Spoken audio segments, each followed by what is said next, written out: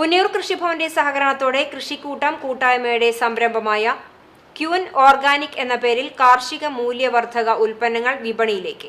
ചെറുകിട സംരംഭക ഹൈറുന്നിസയുടെ നേതൃത്വത്തിലാണ് മൂല്യവർദ്ധക ഉൽപ്പന്നങ്ങളായ പഴം, പച്ചക്കറി, ഡ്രൈ ഉൽപ്പന്നങ്ങൾ വിപണനത്തിനായി തയ്യാറെടുക്കുന്നത്. ഇവ തയ്യാറാക്കുന്നതിനായുള്ള യന്ത്ര സംവിധാനം പുന്നയൂർ കൃഷിഭവന്റെ വെഞ്ചർ ക്യാപിറ്റൽ സഹായത്തോടെ സ്ഥാപിച്ചു. വിളവെടുത്ത കാർഷിക ഉൽപ്പന്നങ്ങൾ കനം കുറച്ച് അരിഞ്ഞെടുത്ത് അതിലെ ജലാംശം വലിച്ചെടുത്ത് ഗുണമേന്മയ്ക്ക് ഒട്ടും കുറവ് വരാതെ തയ്യാറാക്കുകയാണ് ചെയ്യുന്നത്.